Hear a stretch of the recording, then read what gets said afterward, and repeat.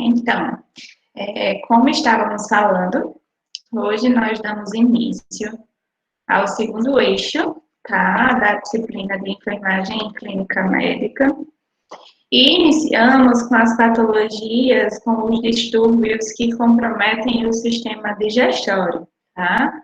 Ou seja, patologias, desordens que comprometem o trato gastrointestinal, certo? Vejam que estamos passando, né, estamos fazendo abordagem sobre todos os sistemas corporais, né? Falamos de sistema nervoso, falamos de sistema endócrino, falamos de sistema de patologias que acometem o sistema respiratório, falamos de patologias que acometem o sistema cardiovascular, né? E agora vamos dando entrada, vamos iniciar, tá, as abordagens relativas às patologias que comprometem o sistema digestório, tá bom? Assim como eu venho fazendo em todas as outras aulas, antes de falarmos da doença propriamente dita, eu considero muito importante fazer uma revisão anatomo-fisiológica, né? Talvez algum professor não tivesse esse ponto de vista, tendo em vista que vocês já pagaram anatomia e fisiologia, e teoricamente espera-se que vocês tenham esse conhecimento já, né? Mas só para dar uma refrescada, né? Só para relembrar, né? Quando nós falamos em trato gastrointestinal, tá? Em sistema digestório, nós temos órgãos específicos que fazem parte desse sistema, tá certo? E o nosso sistema digestório, gente, ele inicia desde a boca, né? Para nós nos alimentarmos, o alimento vai até a nossa boca. Na nossa boca existe o que? A língua, né? Existem as glândulas salivares, que são extremamente importantes, né, para a produção e secreção de saliva. E nessa saliva, há a presença de algumas enzimas, não sei se isso é de conhecimento de todos vocês, mas na saliva existe uma grande quantidade, juntamente com a saliva é secretada a amilase salivar, tá certo? Amilase,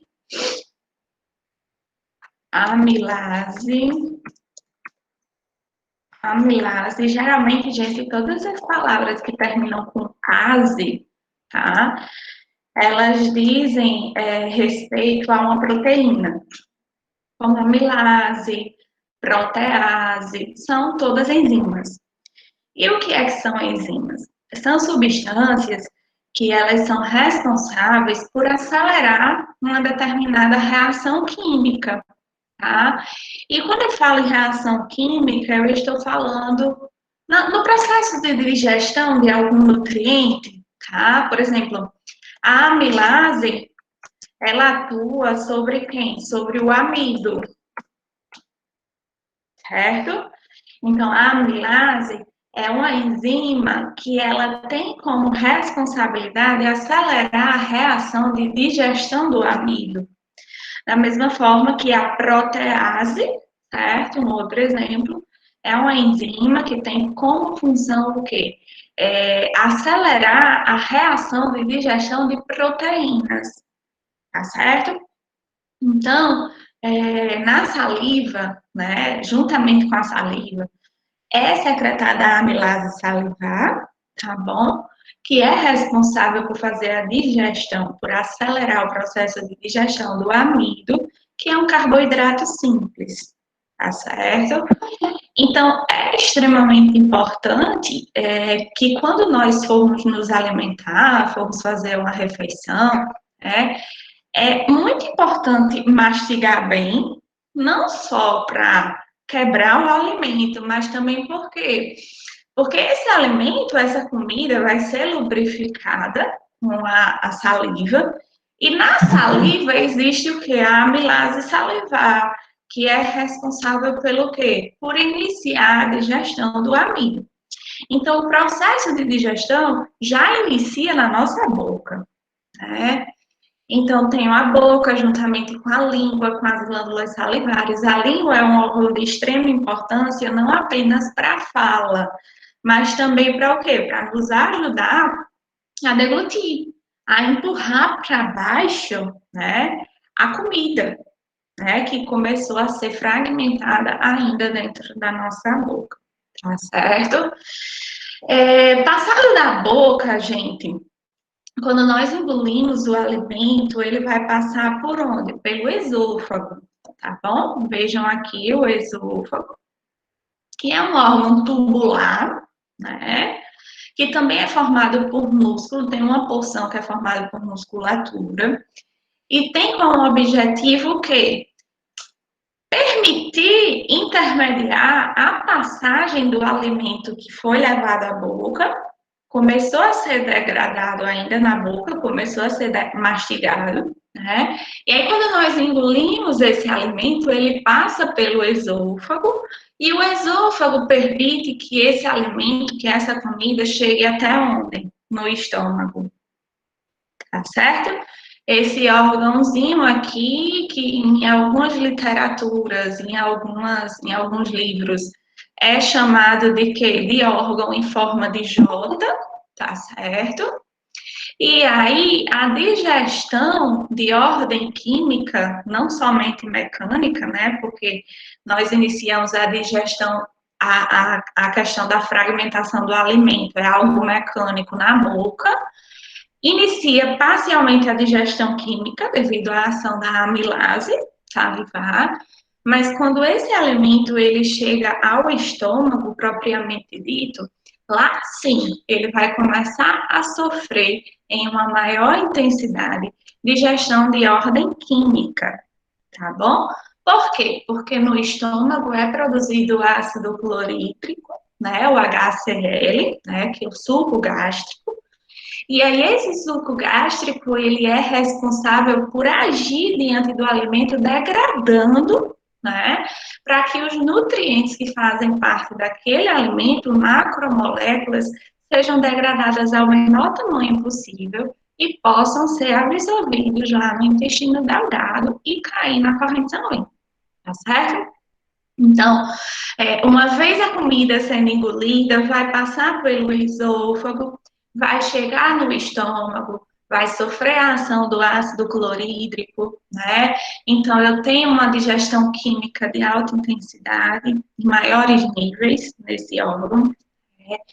E aí, esse alimento, ele passa a ficar mais pastoso depois de passar pelo estômago, tá bom? Passando pelo estômago, segue em direção ao quê? Ao intestino delgado, certo?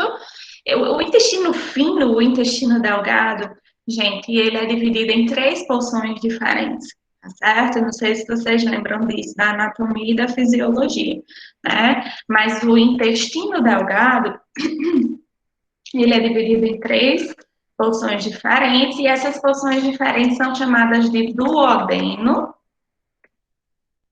jejuno e íleo, tá bom? O duodeno consiste em quê? Na parte inicial do intestino delgado.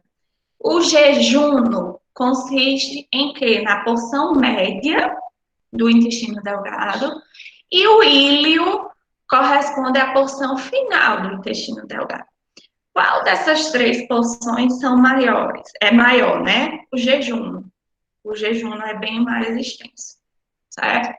Eu não sei, isso é algo de biologia do ensino médio, eu me recordo que eu aprendi isso no ensino médio, mas existem pessoas cuja extensão do intestino delgado pode chegar até 9 metros, certo? Então, é um órgão bem extenso, tá bom? E qual é a função, gente, do intestino delgado? A absorção de nutrientes, tá certo? A enorme porção de proteínas, de vitaminas, de lipídios, certo? De nutrientes de uma forma geral, são absorvidas a nível intestinal. Qual intestino? Intestino delgado, tá bom? Lembrem-se que o alimento que veio lá do estômago, ele já veio bem mais fragmentado, bem pastoso, né? Então, quando chega no intestino delgado, fica mais fácil para ser absorvido que os micronutrientes. Então, a principal função do intestino delgado vai ser o quê, gente? A absorção de nutrientes, de uma forma geral, tá bom? Então, esse alimento que veio já pastoso, numa consistência pastosa lá do estômago, ele tem bastante caminho para percorrer ao longo do intestino delgado, tá certo? E aí, de acordo com que esse alimento na consistência pastosa vai percorrendo esses quase 9 metros, né? Existem muitas oportunidades para que todos os nutrientes praticamente sejam o quê? Absorvidos, tá bom? Depois de passar pelo intestino delgado, gente, para onde é que o que restou, o que não foi absorvido, vai chegar? Intestino grosso, tá certo? Aqui na imagem, ó, intestino grosso, tá certo? Diferentemente do intestino delgado, que tem uma característica visualmente falando de ser mais fino, né? O intestino grosso, ele realmente é mais grosseiro e bem mais curto, tá certo? Anatomicamente, esse intestino delgado, ele é dividido em 5 porções, tá certo? E que porções são essas, né? Eu tenho o quê? O colo ascendente, quando eu falo colo ascendente, é ascendente de ascender, subir. O colo ascendente, o colo transverso, tá certo? Vejam aqui, colo ascendente, colo transverso. O que desce? Colo descendente, tá certo? Aí o colo descendente, ele faz uma curvinha, tá? E aí dá origem ao quê? Ao colo sigmoide, tá certo? Colo sigmoide. E aí nós temos o quê? O reto e o ânus, tá certo? Notem que aqui, gente, nessa partezinha do colo ascendente, na parte bem inicial dele, existe o que nós chamamos anatomicamente, vixe Maria, que nós chamamos anatomicamente de apêndice vermiforme. Ó aqui, ó. O apêndice vermiforme. Geralmente as pessoas quando têm apendicite, é o quê? É a inflamação do apêndice vermiforme, tá? E aí vocês podem perguntar para mim. Então, meu Deus! Gente, perdão. Caiu um negócio aqui. O que é que eu posso dizer para vocês em relação ao apêndice vermiforme? É, na evolução da história da humanidade, foi aqui que o passarinho voou com os estalos. Essa sala, só um minutinho, gente. Essa sala não dá uns estalinhos, não é? Fica chamando, né?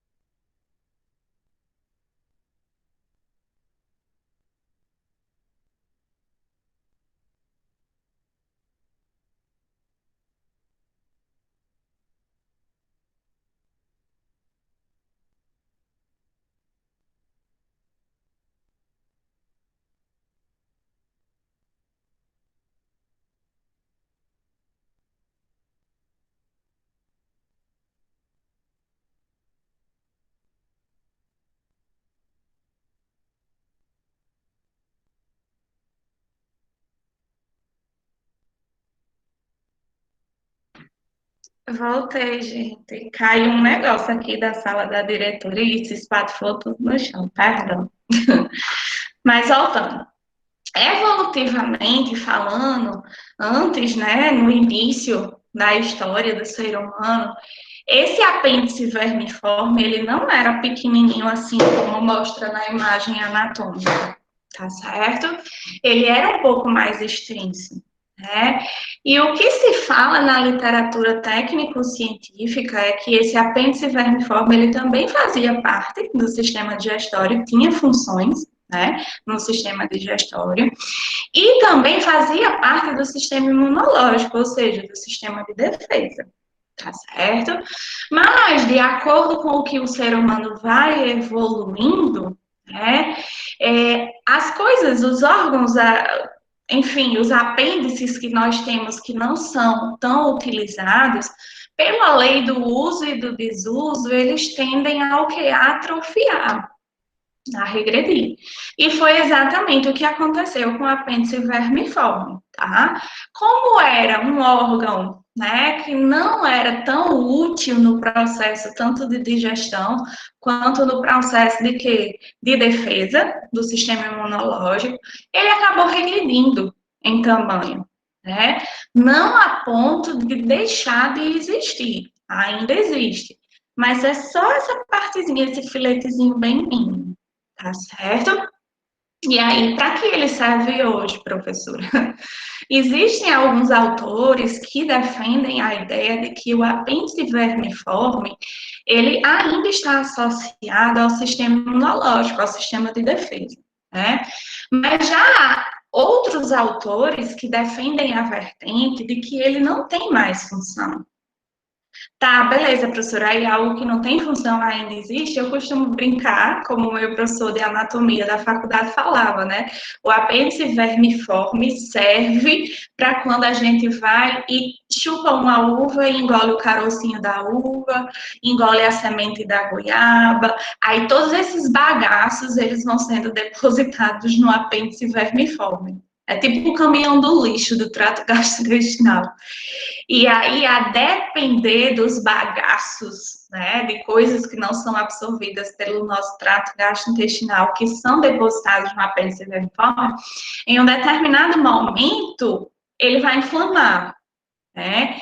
E uma vez ele inflamando, a depender do nível de inflamação, não é possível reverter com o quê? Com medicamentos, né?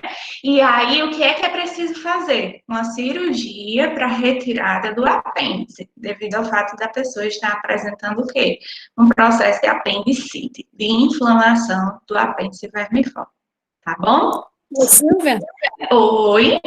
essa apêndice, né, que acontece esse caso de ela se extravasar, ocorre que faça cirurgia para retirada. Sim, Hoje é às muito vezes, comum. isso, às vezes esse apêndice vermiforme, ele fica tão inflamado, e nem sempre a pessoa sente, sabe? Algumas pessoas em uma inflamação mínima já pode sentir a dor, enquanto que outras têm um limiar de dor muito elevado. Então, às vezes, essa inflamação ela atinge um nível tão máximo e a pessoa não sente nada, que o apêndice vermiforme ele estrangula, ele se rompe. Às vezes, ele chega a necrosar. E a pessoa não Aconteceu, sente nada. teve duas primas engraçadas, da mesma mãe, filha da mesma mãe, ocorreu a mesma coisa. Ocorreu primeiro com a mais nova, que na época tinha 14 anos de idade, assim, bem novinha, e ocorreu com a mais velha, ela já estava com uns 17, 18 anos, só que ela estava gestante. Aí, na época, dela extravasou. Então, Pois é. devido a ela fazer a cirurgia, usar antibiótico, um monte de coisa, ela chegou a perder a criança, não conseguiu segurar. Já pensou?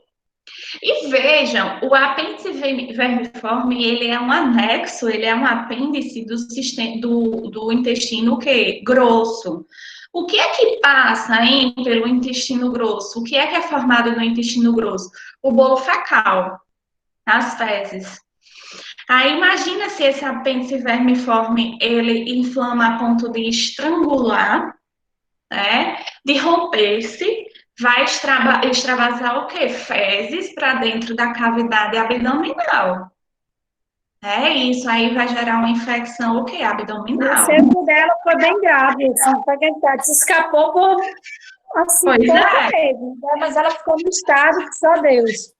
pois é muito grave isso. Né? Qualquer dor que eu sinto na barriga, eu mesmo já vou e apalpo, né, no hipocôndrio inferior direito, para ver se é alguma coisa do apêndice, porque manhã já teve apêndice, precisou fazer cirurgia e eu morro de medo.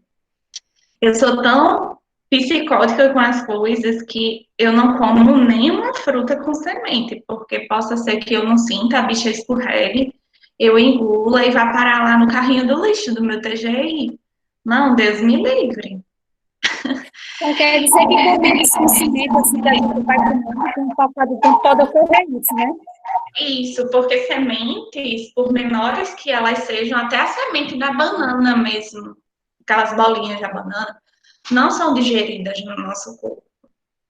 E Então, aí, às vezes, as pessoas dizem assim, que às vezes eu faço suco para as meninas de melancia, de maracujá, de acerola, tudo sem ter semente. Aí, quando eu faço só pulsar. Quando pulsa, solta a fruta da semente. Eu vou e uhum, põe, depois eu trituro de novo. não pode Aí a tomar, mãe não. diz assim, menina, pra que isso? Eu digo assim, um dia vai servir. Quando ela pegar que ele tá vendo, olha, Pois a agora semente você não já ajuda não, sabe. viu? Às vezes pode ocorrer dessa semente passar direto e sair nas fezes, mas também existe a possibilidade de o quê? Cair no apêndice vermiforme, E é né? tanto que elas são assim, de um jeito que o suco do maracujá, do maracujá, se ela vir uma pinguinha preta, toma não. Quer não, não quer não, não quer não, não quer não. Quer Tá dizer, do jeito que certíssima. faz elas tomar. Mesmo que ela ainda não saiba o porquê, mas ela tá certíssima. Tá? Então, gente, enquanto que o intestino delgado tem a função de absorver os nutrientes advindos da alimentação, né?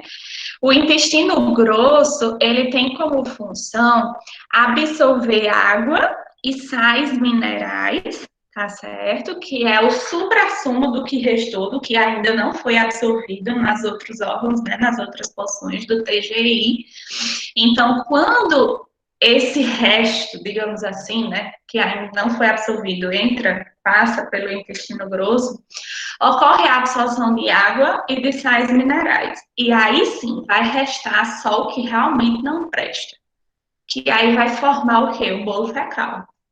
Tá certo? Por isso que depois de passar por toda a trajetória do intestino grosso, no colo ascendente, transverso, descendente, sigmoide, reto e ânus, vai ocorrer o quê? A evacuação. Beleza, gente? Ok.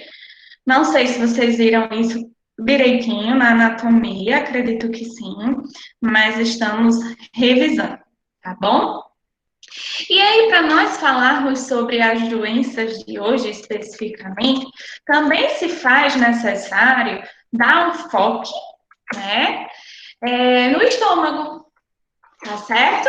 Aqui, ó, vejam o estômagozinho aqui, que localiza-se onde? No hipocôndrio superior esquerdo, não sei, eu acho que eu já falei para vocês, né, essa divisão do abdômen. Façam uma cruz no abdômen e aí vocês terão 4 pedacinhos de mesmo tamanho.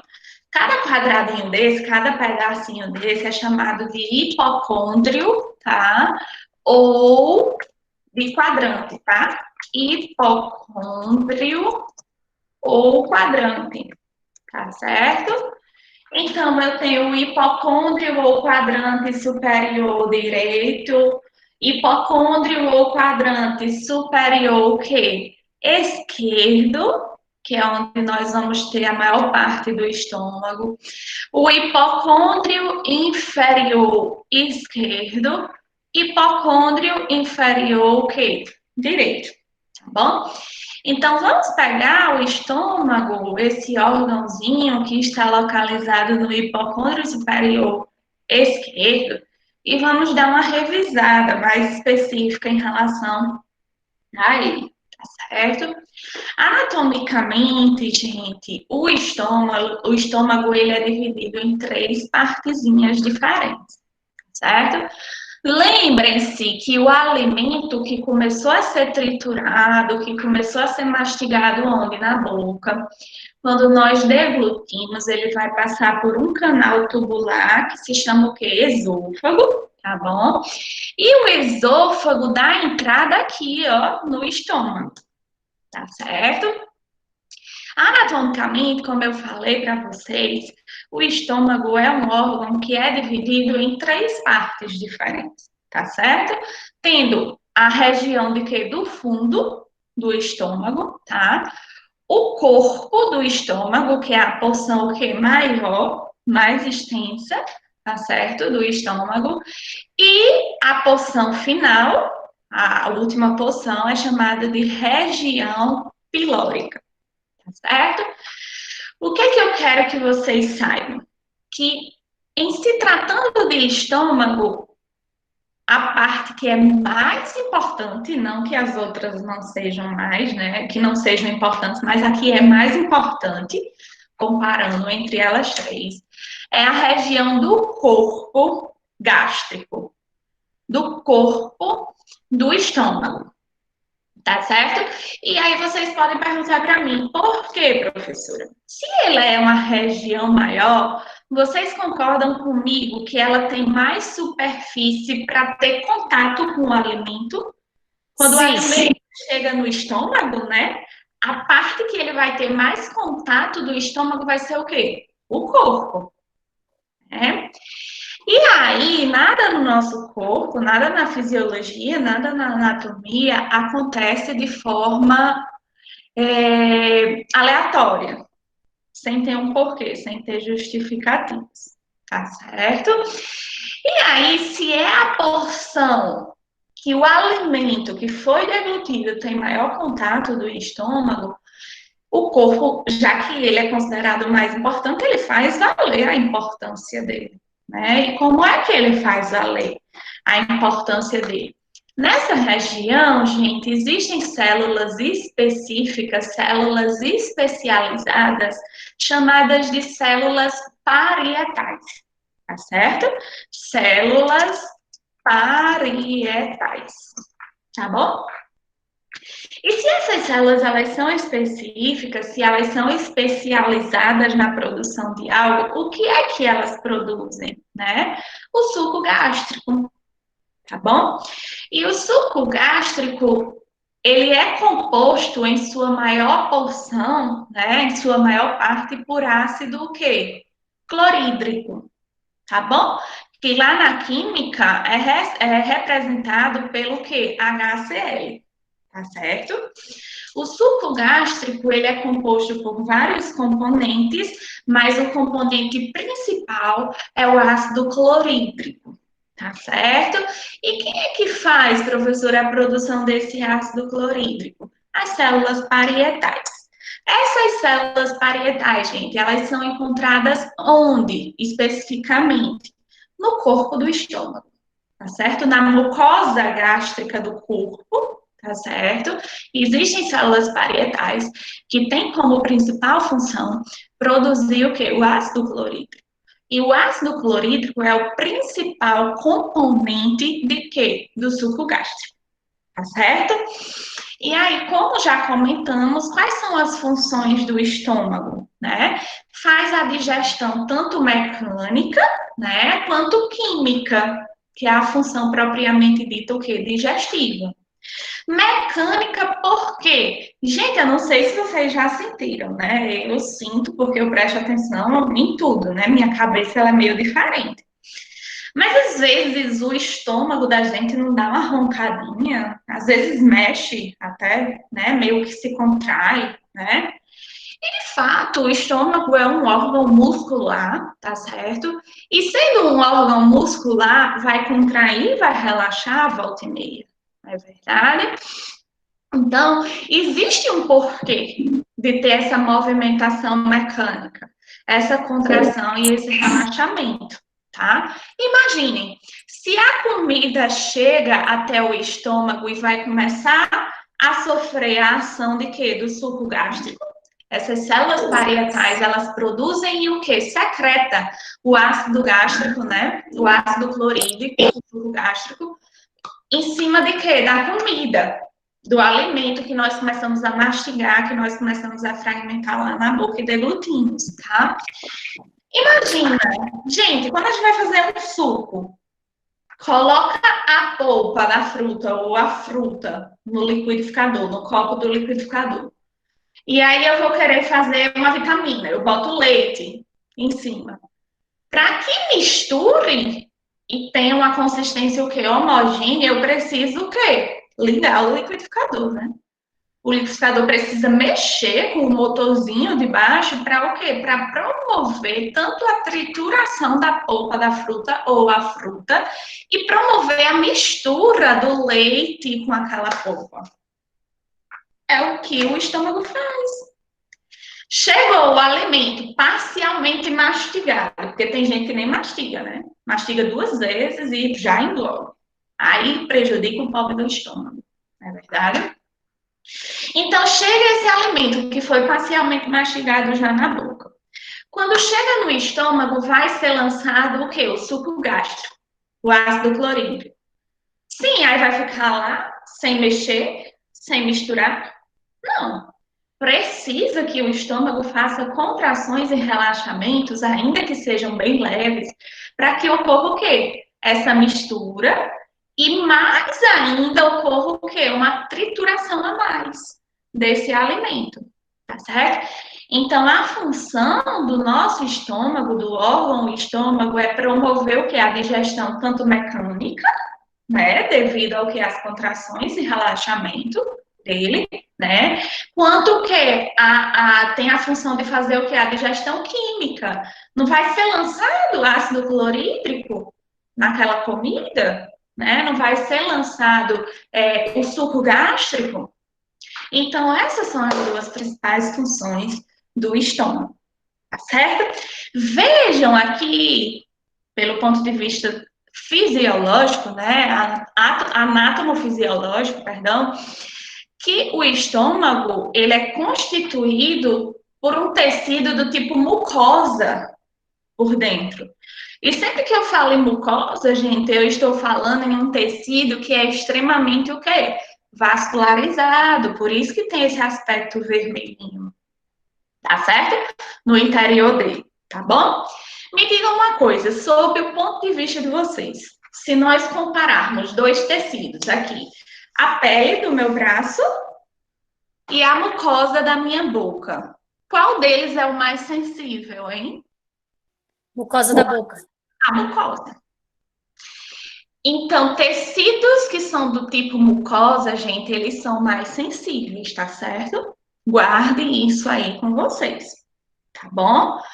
Na boca, quando a gente, às vezes a gente falando, fazendo algum movimento, ou até mesmo as pessoas que fazem uso de aparelho ortodôntico, a gengiva fica toda cortada, né? Às vezes a gente, se nós mordermos a parte interna da bochecha quando está falando, por exemplo, logo o que? Fere, sangra, né? Então, é um tecido, gente, que ele é mais sensível, tá bom? Guardem isso aí para vocês. Oi? Mas o tecido do estômago, por ser, como tem o ácido, né? Por ser uma parte bem ácida por causa do suco, ele se torna acabando um tecido bem mais, assim, digamos que resistente, por causa do ácido do suco. É porque o pH do estômago, ele é mais Isso, baixo. é bem alto. Exatamente. Mais baixo, para ser mais ácido. Mas olhem o lance. Olhem como o nosso corpo é perfeito.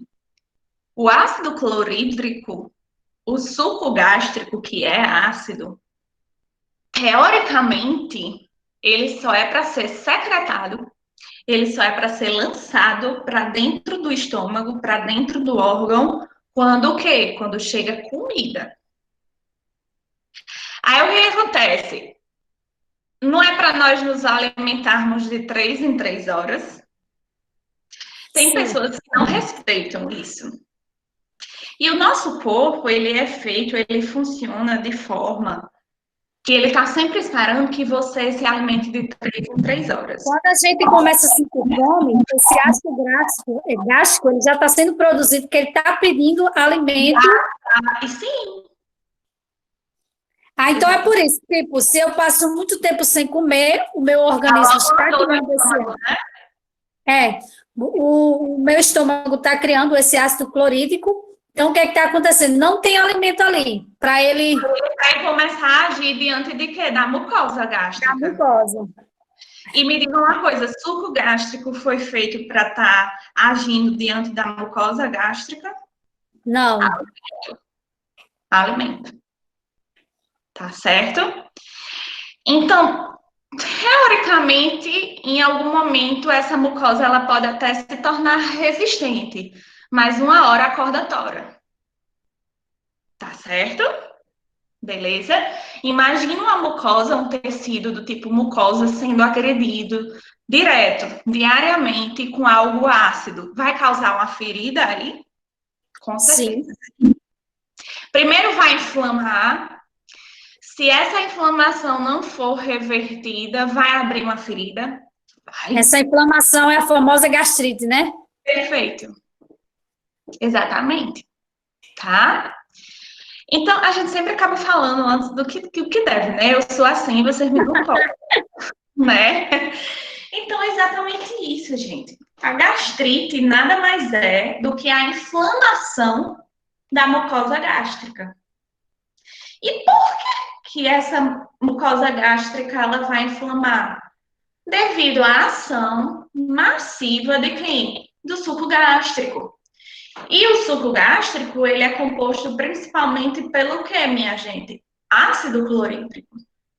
Vocês acham mesmo que a mucosa do estômago vai aguentar essa pancada, essa agressão de um ácido sem reagir a nada, coitada? Vai ser a responsiva, a reativa? Não. Uma hora ela começa a reagir. E como é que ela demonstra para o nosso corpo que está reagindo? Inflamando.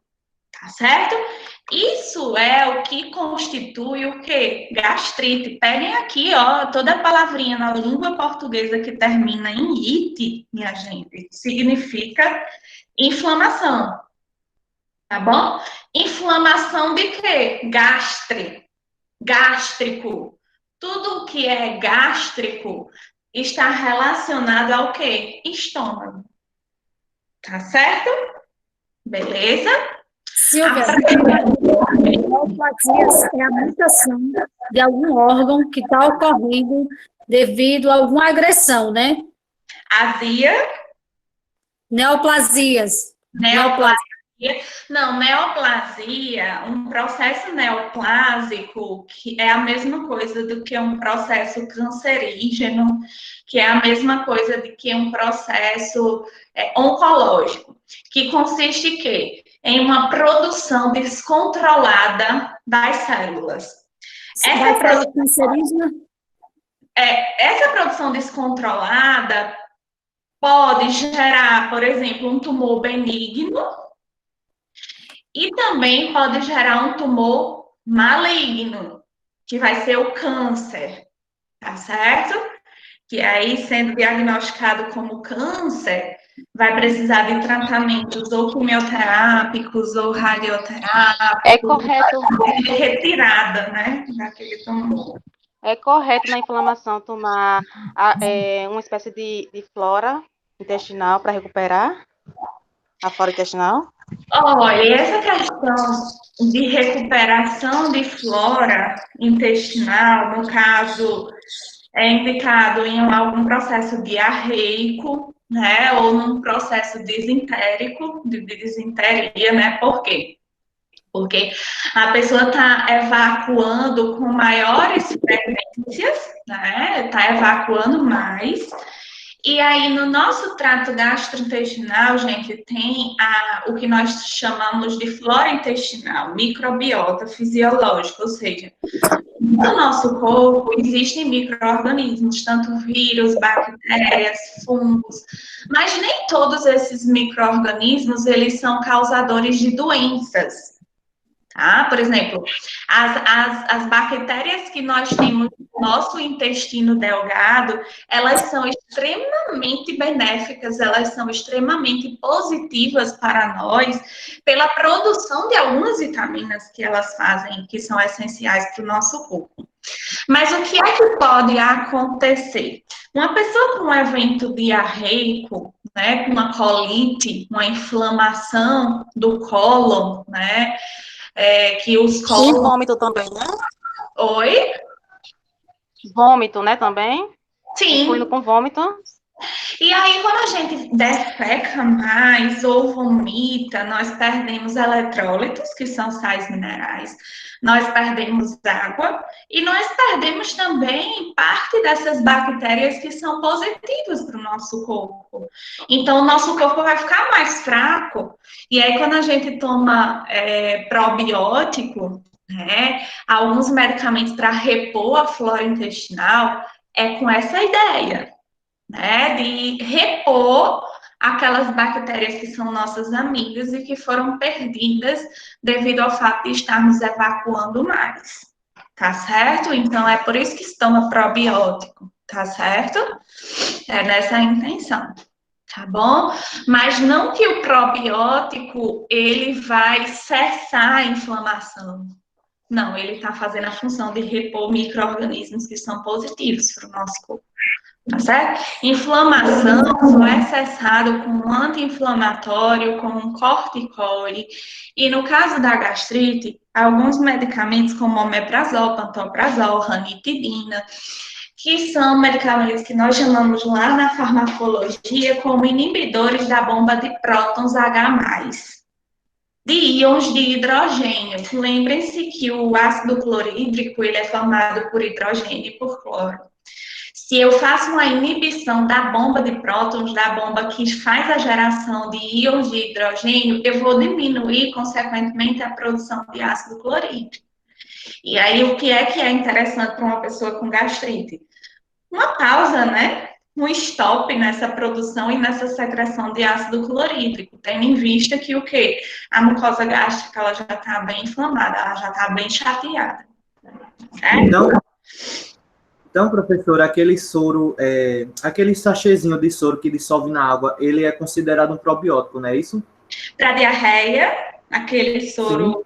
Não, aquele ali, Pedro, quando nós diluímos, né, aquele sal para diarreia, ele vai ter a água que nós diluímos, né, e lá tem sais minerais para repor, porque quando a gente está evacuando muito, quando está com diarreia, a gente perde muitos sais minerais, muita água e pode desidratar.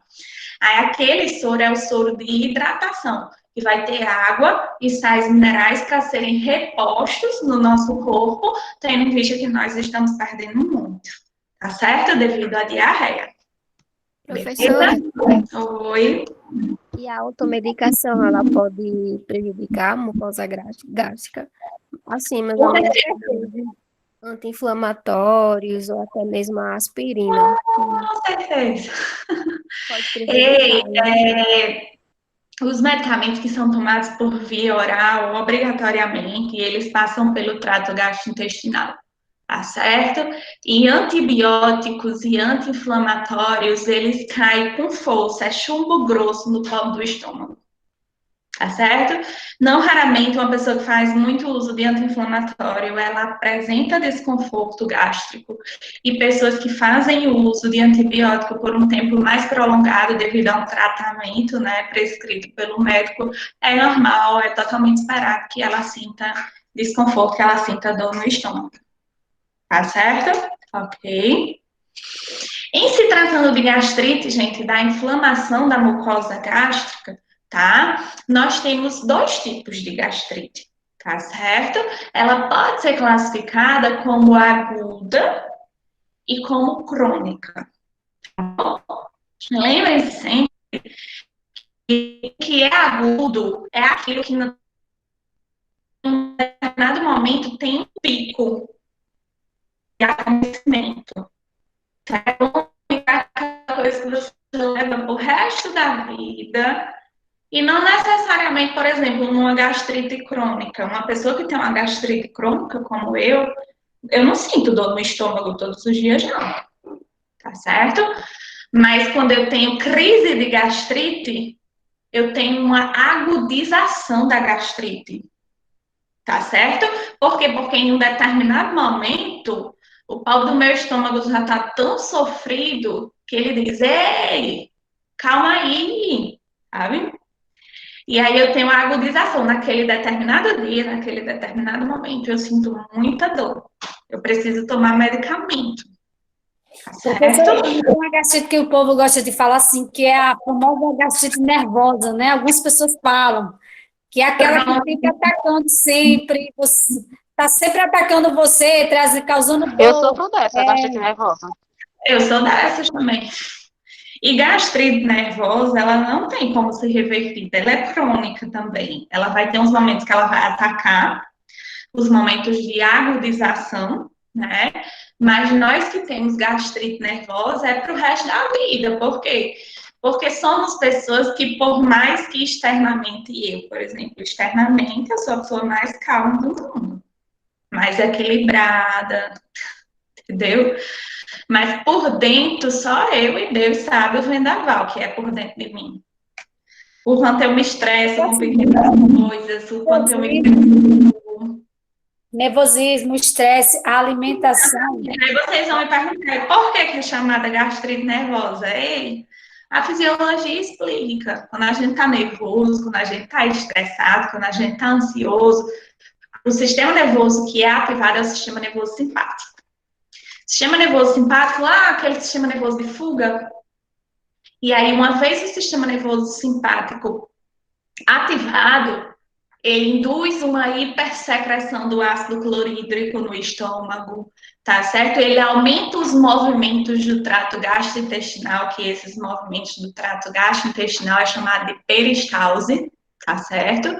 A força da gravidade contribui sim para o alimento ir descendo, mas o que também contribui mais ainda são os movimentos peristálticos. A peristalse intestinal, que consiste em quê? Na contração e relaxamento desses órgãos, ainda que de forma bem leve, que faz com que o quê? Que a comida, que o bolo fecal seja empurrado até o final do sistema. Tá certo? Então, lembram-se que quando a pessoa tem o sistema de fuga ativado, né? Está ameaçado de ser assaltado. Se tiver pronto, faz. Lembram que eu disse isso para vocês? Que se a pessoa tiver fezes prontas, ela faz na mesma hora. Por quê? Porque o intestino ele começa a contrair, a relaxar muito mais rapidamente. Então, esse bolo fecal ele vai sendo mais empurrado para o reto do ânus. Tá certo? Da mesma forma que SNS, Sistema Nervoso Simpático, sendo ativado, ácido clorídrico vai ser secretado com mais força. Tá certo? Então, eu que vivo estressada, atacada, ansiosa, preocupada, as minhas células parietais, coitada, trabalham muito, não, além. E aí, se elas estão trabalhando, elas estão produzindo suco gástrico, ácido clorídrico, e esse ácido clorídrico vai ser lançado aonde? Para dentro do estômago. Independentemente de eu ter comido ou não. E aí, esse ácido clorídrico, ele vai agir de forma negativa perante o quê? A parede da mucosa gástrica. Tá certo? Professora, como a senhora está falando desse gasto, né? O tema da gente é isso, é do estômago. Uhum. Aí, assistindo as videoaulas, o professor falando que, tipo, quando esse pH do estômago, ele reflui para cima do esôfago, dá tipo aquela queimação, porque o nosso esôfago, a mucosa dela, não está preparado para esse pH. Aí ele explica que no esôfago, o estômago, tem tipo uma válvula para que não ocorra esse tipo de refluxo. Oi, mãe. Aqui, ó, o que nós chamamos de cárdia. Ó, aqui, ó, cárdia. Existe uma válvulazinha intermediária ao esôfago e ao início do estômago, que é chamado de cárdia. Porque o movimento, gente, no intestino, no trato gastrointestinal, ele deve ser unidirecional. O que foi engolido, o que está no estômago, teoricamente, não é o que para voltar. É tanto que é muito desconfortável vomitar, não é verdade? É Sim. uma agonia para vomitar, porque, homem, recentemente eu tive uma crise de gastrite, que eu vomitei, porque eu comi uma batatinha frita muito apimentada, muito condimentada. Eu acordei de madrugada já, né? E pensa numa tristeza, porque sobe o bolo alimentar juntamente com o quê? Com o ácido clorídrico. Amarga muito na boca, gente, pelo amor de Deus. Depois de tudo, eu fui tentar tomar água, a água parecia doce na minha boca, de tão amarga que estava. Professora, Oi. quando eu sofri da infecção do gastrointestinal, eu fiquei de cama mesmo, eu cheguei no hospital desmaiando mesmo. Eu cheguei a vomitar esqueci o nome agora, O ácido clorídrico, o ácido, isso, o ácido. Eu cheguei a vomitar ele, que eu tava assim, já é nem um aguentando mais. líquido É horrível. amarelo, né? Podre, É horrível, um amarelo muito forte. É horrível. péssimo, Horrível. amarga demais. Pensei que ia morrer. É péssimo, eu também sempre penso que vou morrer, eu sou dessas. Então, como a Rosália estava falando, o ácido clorídrico, o suco gástrico, é para rolar no estômago. Agora, tu imagina se há uma superprodução desse ácido clorídrico, desse suco gástrico. Pois é. Ele Eu pode, coloquei muito pra fora, muito mesmo. ele pode Fiquei voltar. fraca, fraca. É horrível. Ei, o ácido clorídrico subindo pelo esôfago, o esôfago ele não está preparado, como a Rosália falou, para receber essa acidez, não, né?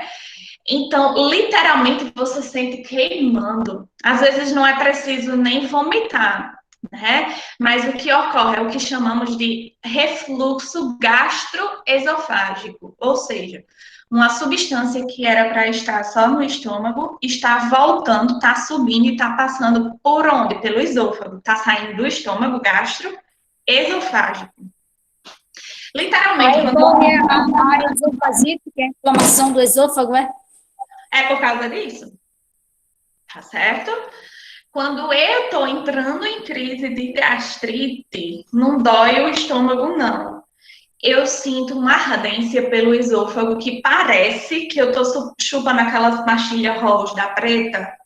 E aí, às vezes, a mesma sensação quando a gente engole sem querer uma pastilha daquela. Não fica tudo bem refrescante aqui, né, por dentro? Eu sinto exatamente isso. É o esôfago, coitado, sofrendo com a ação de quê? Do suco gástrico. Tá bom? E ele não é preparado para isso. Tá certo? Lembrem-se que o esôfago é um órgão que ele serve como tubo condutor, só para transportar a comida que foi mastigada e deglutida lá na boca, aí ele vai e faz o transporte dessa comida, ele é o elevador para quem? Para descer para o estômago. Tá certo? Então ele não é preparado para isso, né? Então isso que a gente sente, esse ardor, essa queimação, é o que nós chamamos de azia. Tá certo? Beleza? Ótimas colocações, gente. Então, a gastrite, ela pode ser aguda e ela pode ser crônica. Existem pessoas que elas não têm o diagnóstico de gastrite, mas, sei lá, deu uma exagerada na alimentação ou fez um tratamento muito longo com o uso de anti-inflamatórios. Uma hora o estômago dela vai reclamar. Pode ser naquele momento, que pode simplesmente ser uma gastrite crônica, ou pode ser uma agudização de uma gastrite crônica, como é a minha. Eu não tenho crise todos os dias, mas quando não aperta muito, eu tenho crise. Então, o que é que eu quero que vocês vejam? Cuidado com isso. Nem toda gastrite aguda é crônica, mas toda gastrite crônica, ela tem episódios de agudização. Tá certo? Cuidado. Existem gastrites agudas isoladas, a pessoa nunca sentiu dor no estômago, mas, sei lá, devido a algum motivo específico, ela tá com dor no estômago naquele momento. Tratou ali, nunca mais sente na vida. Então, existe a gastrite aguda isolada, tá bom? Mas nunca vai existir uma gastrite crônica que não tenha episódios de agudização. Toda gastrite crônica, em algum momento, ela vai dar um sinal de vida, ela vai agudizar. a pessoa vai ter a crise, vai sentir dor, pode vomitar, pode precisar de medicamento, tá certo? Então, toda gastrite crônica, ela tem momentos de agudização, mas nem toda gastrite aguda, ela é necessariamente crônica. Ela pode ocorrer como um evento isolado, tá certo? Beleza? Então, falando rapidamente, né? Depois de fazer essa diferenciação, fica muito fácil, né? A gastrite aguda vai ser aquela que os sintomas vai durar horas ou alguns dias, tá certo? E aí, quando é feita a intervenção medicamentosa, reverte o quadro e a pessoa fica de boa, tá certo? Então, não necessariamente uma gastrite que ela é aguda, ela vai ser obrigatoriamente o quê? Uma gastrite crônica, tá certo? E aí, se ela é aguda, se ela está acontecendo naquele momento, né? Os sintomas, os sinais e sintomas, as manifestações clínicas, elas vão durar algumas horas ou no máximo 2, 3 dias.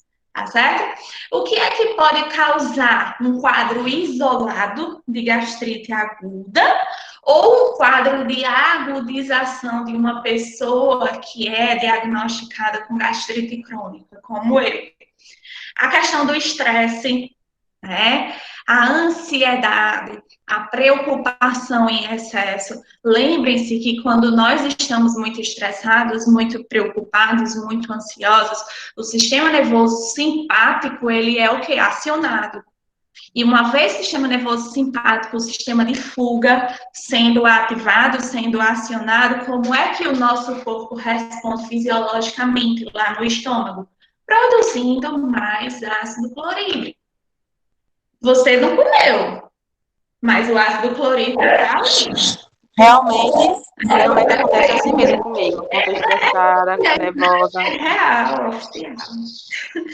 Aí esse ácido clorídrico vai o quê? Vai agredir a mucosa gástrica, tá certo? Então, estresse, preocupação, ansiedade, pode disparar uma crise de gastrite, um evento isolado ou uma agudização de algo que já é o quê? Crônico, tá certo? Como eu e Pauliana, tá certo?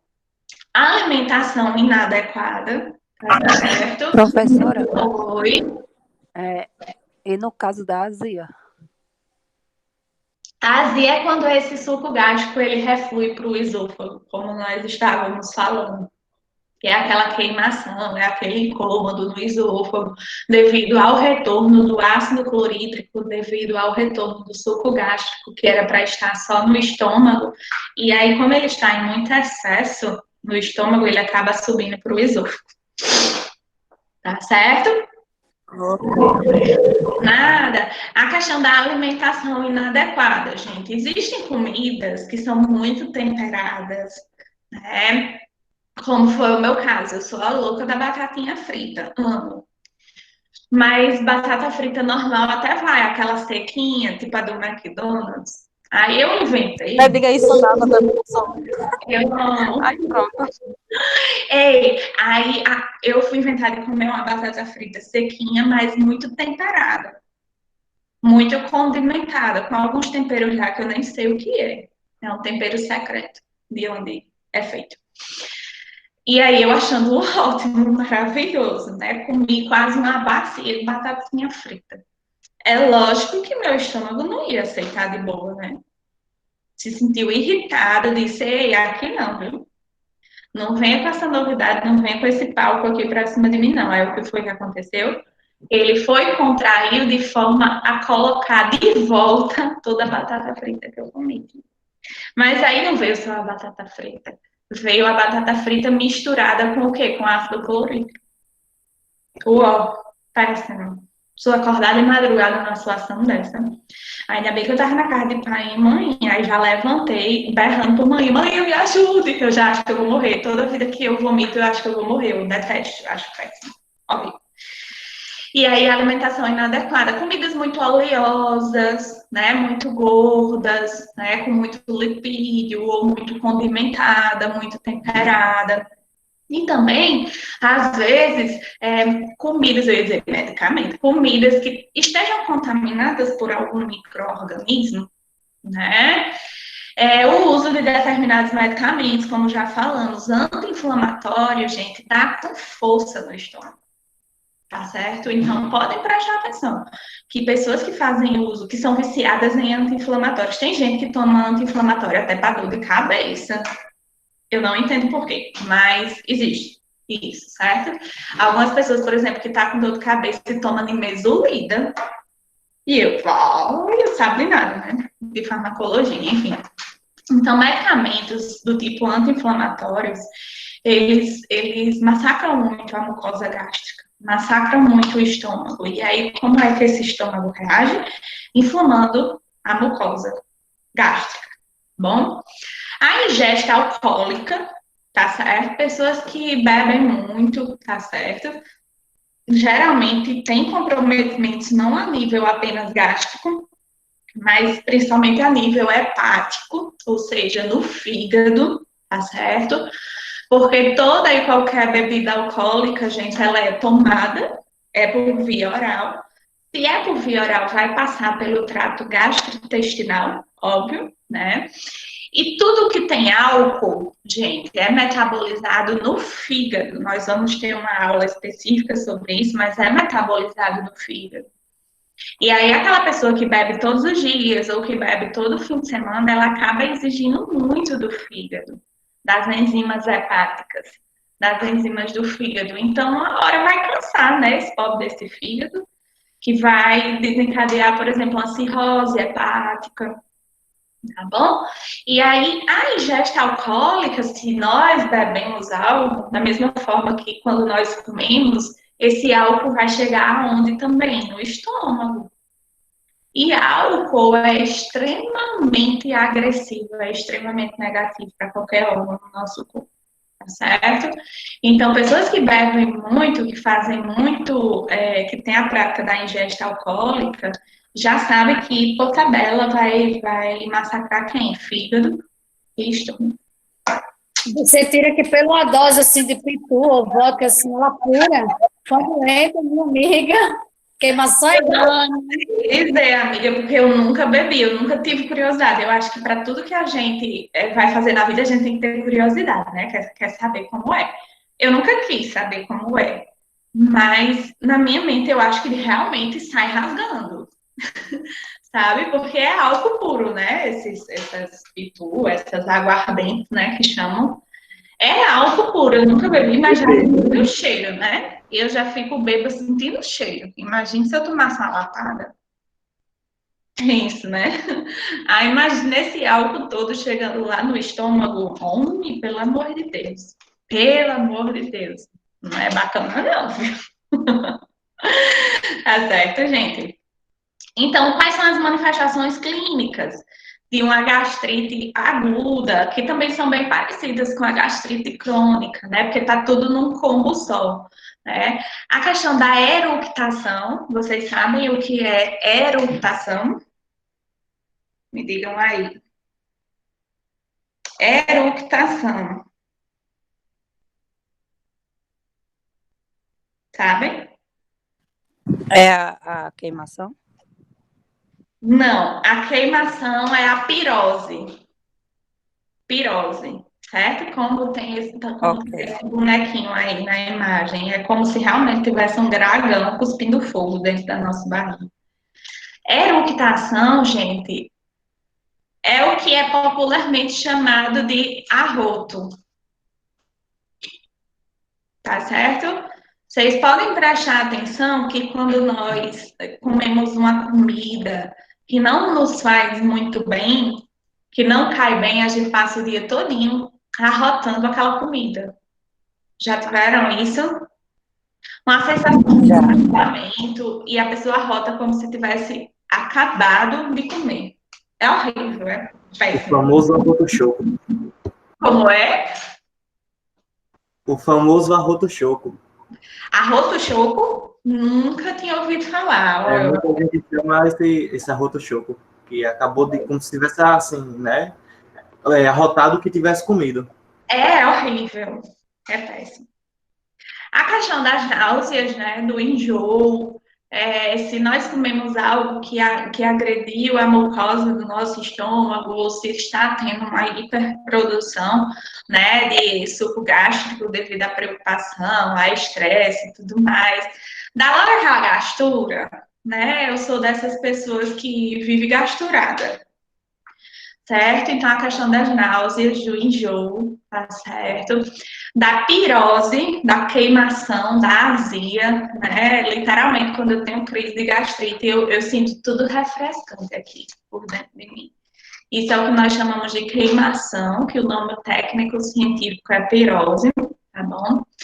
Os vômitos, né? Nos casos mais extremos, a pessoa não fica apenas nauseada, ela nauseia e vomita, tá certo, gente?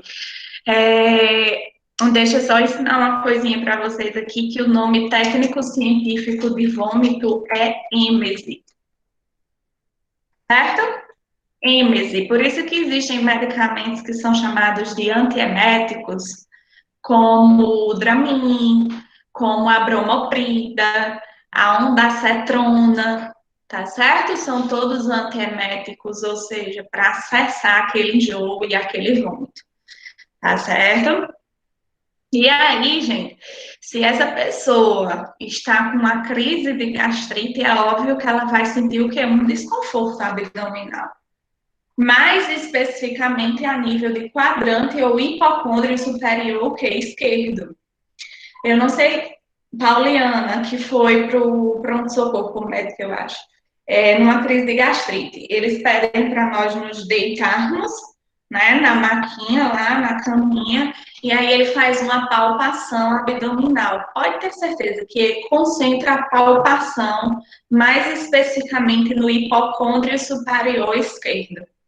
Porque quando ele palpa, ainda que seja superficialmente ou até mesmo profundamente, a gente sente logo a dor. Aí ele confirma, não, de fato, é o quê? A gastrite. Tá certo? Beleza, gente? O tratamento, né? O tratamento, ele não é apenas medicamentoso, tá certo? Por quê? Porque várias coisas envolvem o quê? O desencadeamento da inflamação dessa mucosa gástrica, tá certo? Então, é essencial para qualquer pessoa que tem gastrite a questão do controle, da correção dos hábitos alimentares, né? Pelo menos o que se espera é que pessoas com gastrite não comam muita fritura, não coma comidas oleosas, não coma comidas muito condimentadas. Aí eu entro na questão de que vocês façam o que eu digo e não façam o que eu faço, né? Porque eu não sei o que dá na minha cabecinha, que várias vezes eu ajo, eu tenho uma postura de que não sou uma pessoa com gastrite. Aí o que é que acontece? Eu me ferro, né? Desculpa a expressão. Por quê? Porque quem tem gastrite, seja ela aguda ou crônica, enfim, precisa ter uma dietazinha balanceada. Aí a minha é toda, sabe? Tem dias que eu tô bem fitness, mas tem dias que eu tenho uns desvios gastronômicos, minha gente, que só Jesus, né? Eu mesmo entendo, né? O que é que faz também parte do tratamento? Alimentar-se de 3 em 3 horas. Lembrem-se, o nosso corpo, ele foi feito para funcionar de forma o quê? Tomando como base o quê? Que nós nos alimentamos de 3 em 3 horas. Que nós vamos comer de 3 em 3 horas. Aí não tem um negócio numa dieta aí que a moda é um negócio de jejum intermitente? 10 horas de jejum, 15 horas de jejum, 17 horas de jejum. Meu amigo, tá botando o estômago para jogo, é? Para ferir, para abrir uma pereba mesmo. Por quê? Porque E tem aquelas pessoas também que comem de 1 em 1 hora, né? Também, de 2 em 2 horas, cada 1 hora. Aí, qual é a ideia? Essa daí eu até entendo, eu até defendo, né? Comer em espaços de tempos menos do que 3 em 3 horas. Porque você comendo de 1 em 1 hora, comendo de 2 em 2 horas, você está deixando o seu metabolismo sempre em atividade. Então, o seu metabolismo não vai ser aquele metabolismo preguiçoso. Ele vai estar sempre trabalhando. E aí, um metabolismo que é ativo, que é rápido, contribui para que você o quê? Perda peso. Tá certo? Ok. Não adianta, gente, eu ficar 10, 15 horas sem comer e quando for comer feito uma desesperada. Né? Isso é muito estranho. E ainda botar a minha mucosa gástrica para jogo. Né? A questão do controle do estresse, da preocupação, da ansiedade, o que é extremamente difícil para quem é estressado, para quem é ansioso, como eu, né?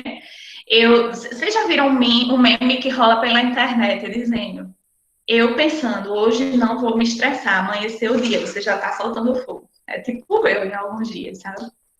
Então, é muito difícil controlar o estresse, a ansiedade, preocupação para quem é ansioso por natureza, como eu. E por que controlar o estresse ajuda no tratamento da gastrite?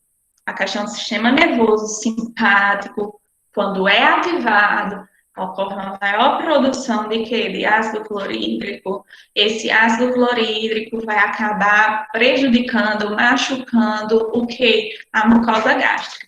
Daí, se eu fico zen, mãe ia dizendo para mim, mulher, você precisa fazer meditação. Como é que eu vou fazer meditação? Se eu fechar o olho aqui e não estiver dormindo, em um segundo eu consigo não pensar em nada. No segundo segundo eu já estou pensando em várias coisas. E quando a pessoa medita, não tem que ficar com a mente vazia, né? Concentrada na música, concentrada na respiração. Minha, eu não consigo isso, não. Eu fico logo pensando que eu tenho 1000 coisas para fazer, que eu tenho uma atividade da faculdade, que eu tenho que terminar a dissertação do mestrado, que eu tenho que pegar o celular da empresa para resolver problemas. Minha mente, eu acho que não para nem eu dormindo. Eu não consigo meditar. Eu acho tão lindo quem faz yoga, meditação, mas para mim é ladeira abaixo. Né? Mas, tipo, nos dias que eu tô mais zen, que eu consigo, né, às vezes, meu sistema nervoso simpático, ele está ativado, lógico que eu estou viva, né? Meu coração tem que bater, meu intestino tem que funcionar, mas, tipo, não é uma superprodução de ácido clorídrico, porque ele está funcionando dentro do nível de quê? De normalidade. Já quando eu estou estressada, ansiosa, preocupada, o sistema nervoso simpático está ativado? Tá, mas ele está, em uma atividade mais rápida, né? Então, vai ocorrer uma hiperprodução de ácido clorídrico. Né? Então, é necessário controlar o estresse, né? E aí, o tratamento medicamentoso consiste, como eu já falei para vocês, em medicamentos que são conhecidos como inibidores da bomba de prótons, tá certo? Quando eu falo de inibidores da bomba de prótons, é porque no nosso estômago existem as células parietais, né, que elas às vezes funcionam como uma bombinha de produção de íons de hidrogênio. E na química, íons de hidrogênio são H+, certo? E aí, quando eu falo em um medicamento que são inibidores da bomba de prótons, eu estou falando, prótons lá na física, gente, são estruturas que têm carga positiva, tá certo? O H+ aqui. Tá bom? Então, se eu falo em medicamentos inibidores da bomba de prótons, eu estou falando o quê? Que as células que produzem H+, o hidrogênio, elas vão ser desativadas por um tempo. E qual é a ideia de que ocorra essa desativação por um tempo? Lembrem-se que o ácido clorídrico do suco gástrico, ele é constituído por íons de hidrogênio e por íons de cloro, tá bom? Se eu dou uma acessada, se eu dou um cala-boquinha lá na bomba de prótons, né, eu vou deixar de produzir o quê? O hidrogênio. Se eu não produzo hidrogênio, eu vou ter ácido clorídrico? Não. Pode ter cloro? Pode, mas o cloro é só um íon normal, ele não está junto com o hidrogênio, então não vai formar a substância ácida, o ácido clorídrico. Tá bom? E aí, que tipo de medicações são essas? Quais são essas medicações? São clássicos, pantoprazol, omeprazol, existe a ranitidina também, tá certo? Então, são esses medicamentos. Beleza, gente? Show? Tudo tranquilo aí? Sim ou não? E eu acho legal a gente estudar doenças que a gente tenha, que eventualmente a gente tenha, porque acaba despertando mais o interesse da gente, né? Quando eu fui estudar farmacologia e fui estudar esses fármacos inibidores da bomba de prótons, eu achava muito lindo. Eu agora estava sabendo como era que os medicamentos me ajudavam quando eu estava com crise de gastrite, porque eu tenho gastrite, então fica mais interessante, né? Para a gente estudar. Esse é um ponto positivo da pessoa ter algumas mazelinhas, e eu que tenho todas as mazelas do mundo, né? Enfim. Então, aí, tudo bem, gente? Tudo ok? Ok.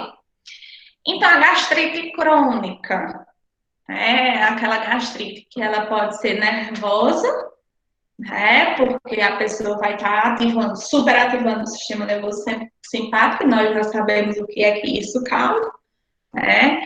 E existe a gastrite crônica, gente, que ela está associada, a etiologia dela, a causa dela, está associada à presença de uma bactéria específica no estômago, que é a H. pylori, né, que cientificamente falando é a Helicobacter pylori, tá certo? Eu acredito que todo mundo já ouviu falar em H. pylori, né? E de onde surge, professor, essa H. pylori? Alimentos contaminados, né? Pessoas que comem muito fora, né?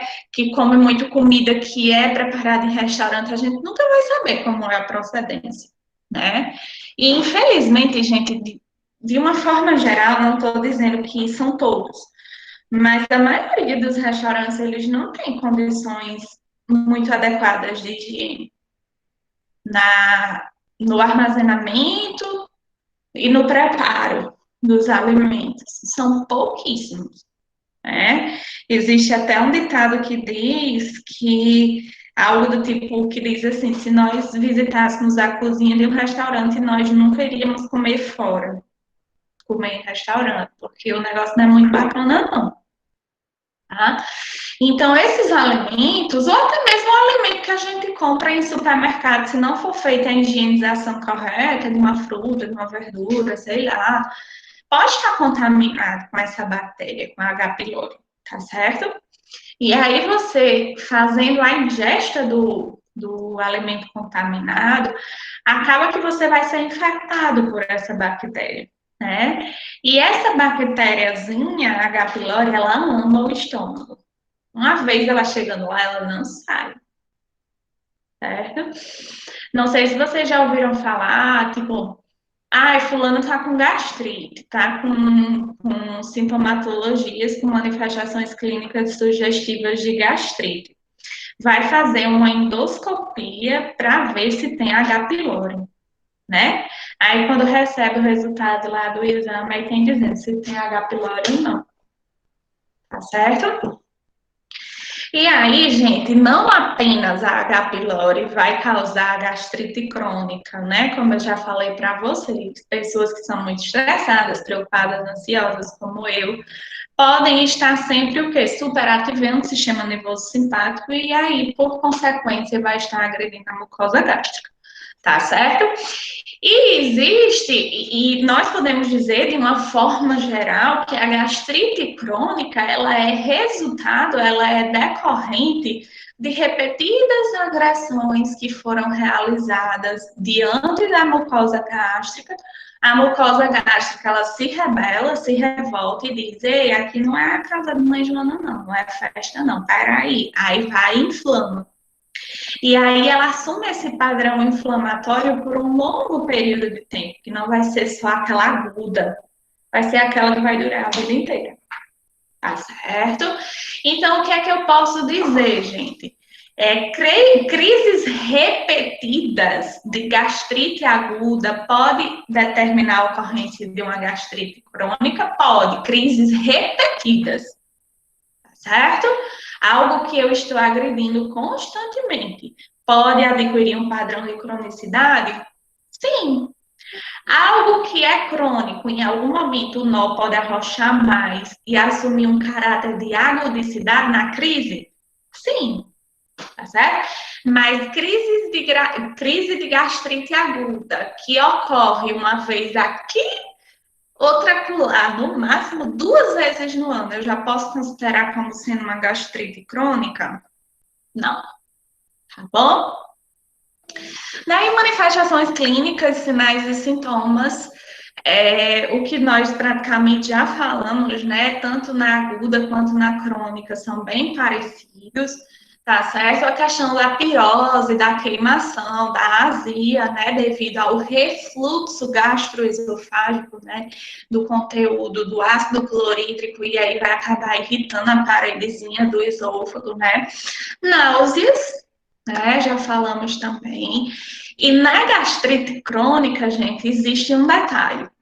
Geralmente, quando a pessoa vomita, já é de manhã, a pessoa já acorda com um bom dia desse, sabe? Tipo eu, acordei de madrugada, quase 4 horas da manhã, morrendo, acabando, para vomitar, tá certo? Ok? Geralmente, gastrites crônicas, quando elas têm a crise, a agudização da gastrite, já vem com vômito, já vem com tudo, já vem o combo completo, tá certo? Ok? E só melhora, Oi? só melhora assim quando o mesmo. O medicamento, Eu não posso estar sem omeprazol e o meu tem que ser de 40 miligramas, o de 20 miligramas já não resolve mais. Aí, às vezes, eu vou na farmácia e só tem de 20, depois me dê 2 caixas aí, porque quando eu tomo logo 2 comprimidos, né? Então, é tensa a minha vida, é difícil a minha vida.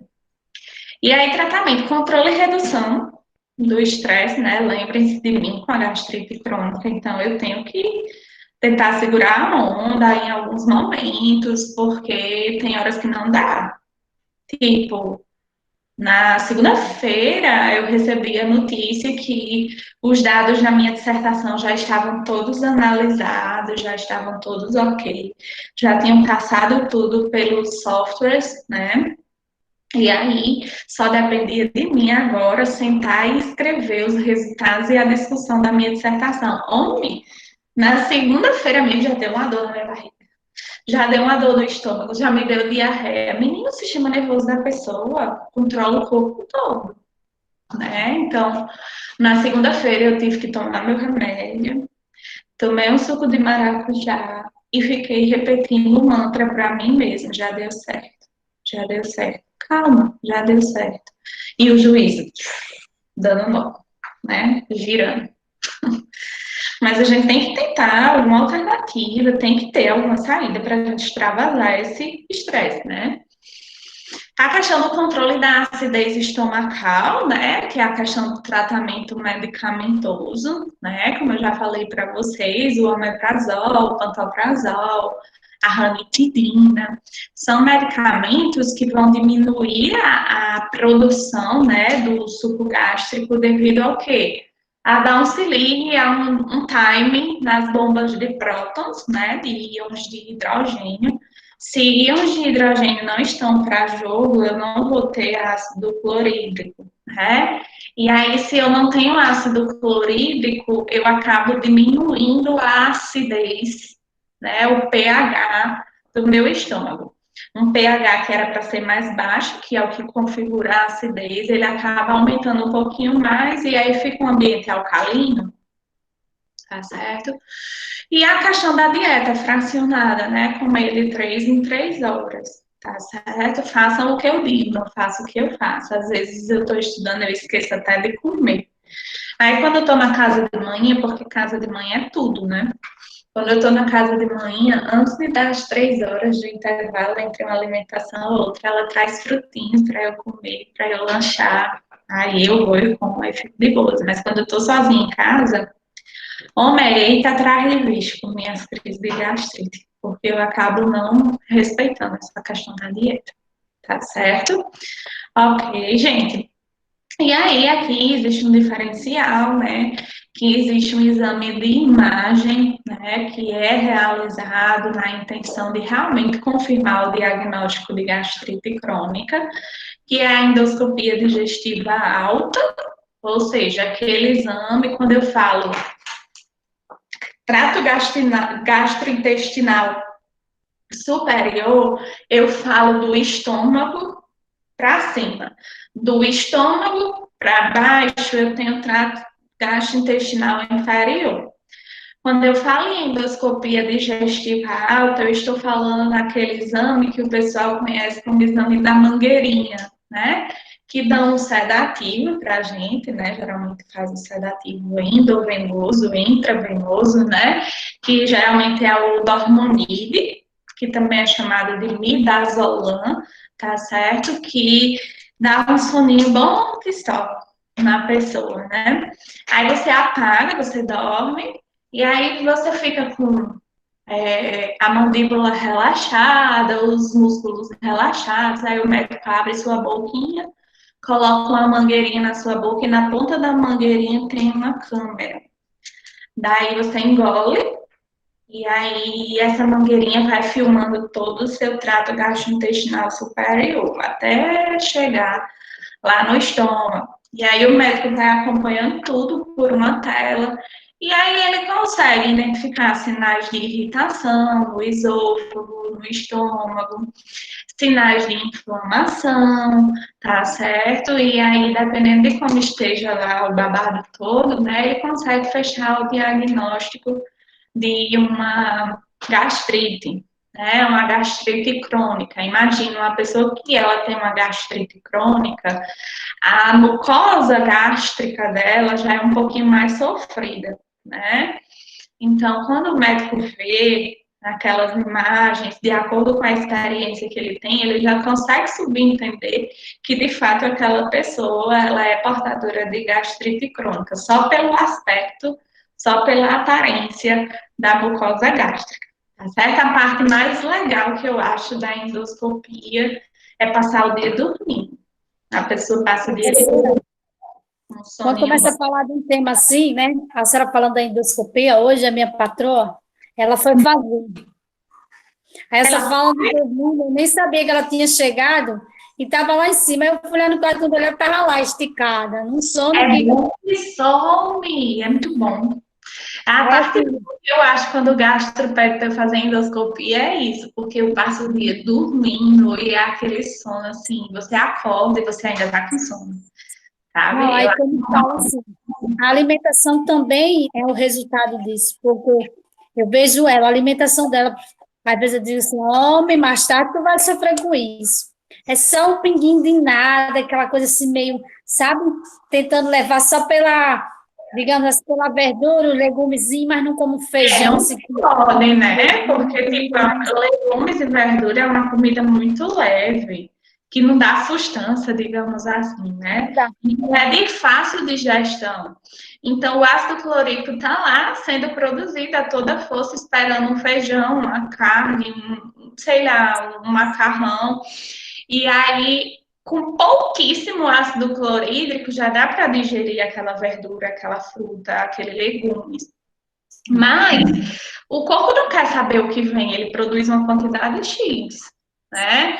E aí, além do que o que se espera para digerir, o que ela é acostumada a comer. E aí, quem é que sofre com isso? A mucosa gástrica. Pois é, aí pronto, ela vem reclamando que às vezes quando ela está tomando café, que ela gosta muito do café, ela está sentindo essa queimação, o refluxo, aí vem também os açaí, que ela gosta também, está sentindo. Está começando a sentir agora os impactos, sabe? Vai ver, Rosália, ela vai passar o dia bem suave, dormindo de boas. É bom demais. Existem algumas pessoas que sentem um desconforto pós-endoscopia, tipo a garganta arranhando, dolorida. Eu não sinto nada. Pode botar a mangueira abaixo, eu não sinto nada, como se não tivesse feito nada, mas o sono é bom demais. O sono de dormonide, que é a No caso da colonoscopia. Hã? E no caso da colonoscopia? Colonoscopia é o exame da mangueirinha com a câmera, né, que vai filmar, mas que vem por via anal. Por quê? Porque introduz no ânus, no reto, passa pelo colo sigmoide e vai até onde o médico tiver interesse. Né? Eu nunca fiz, eu não sei como é. Então, eu não sei falar sobre esse som da colonoscopia, mas é um exame bem constrangedor. Mas a H. pylori, ela também é diagnosticada com a colonoscopia. Mas a H. pylori, Pedro, ela tem mais afinidade pelo estômago e não pelo intestino grosso. A não ser que essa pessoa seja colonizada por H. pylori. Mas o ambiente perfeito para H. pylori é estômago. Entendeu? É o ambiente, o habitat perfeito para ela. Nunca ouvi falar de diagnóstico de H. pylori por colonoscopia, não. Sou bem honesta, mas posso procurar. Posso até perguntar para Foi diagnosticado com H. pylori porque já está há muito tempo. Ele é daquelas pessoas que guarda, é povo do interior bruto que só guarda a doença para si e não quer saber de tratamento nem nada. Aí ele vinha sentindo várias dores, aí o médico fez a colonoscopia. Aí quando foi olhar, já estava... Então, o dele já era bem avançado, né? Aí ele tem próstata, tem várias coisas lá, gastrointestinal, várias patologias no intestino. Aí Mas foi você chegou diagnosticado, a fazer endoscopia alguma vez? que eu lembre não, eu lembro ele fez uma colonoscopia, eu vi até as imagens a foto lá da colonoscopia que ele fez.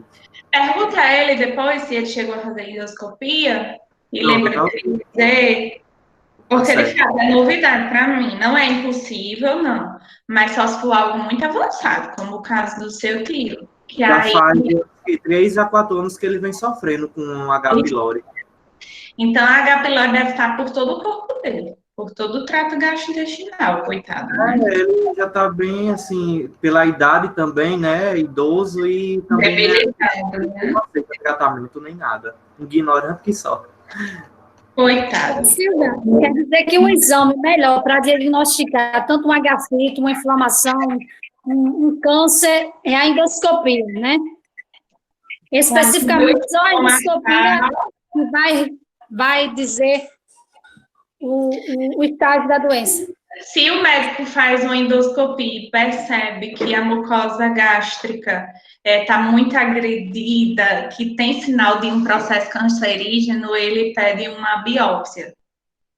Vai ser feito um procedimentozinho para retirar alguns pedacinhos desse estômago e enviar para o histopatológico. Dizem que nessa própria endoscopia, eles já conseguem tirar se vê que já está no estágio avançado, eles já tiram o tecido e já fazem ali a biópsia. Isso. Tá Na certo? própria endoscopia, né? Isso. Beleza? Ok. E aí, gente, uma gastrite que ela não é bem tratada, né? Ela pode evoluir para uma úlcera, como eu falei para vocês, uma mucosa gástrica que está sendo muito agredida, ela vai inflamar, ela vai irritar, e se não for revertido, a situação vai o quê? Vai piorar, pode abrir alguma feridinha, alguma lesão, né? Isso é o que nós definimos como sendo úlcera gástrica. Uma lesão, uma feridinha, né, que é aberta na mucosa gástrica, né? E aí, isso é decorrente de quê? De uma gastrite crônica, uma gastrite não tratada ou maltratada, né?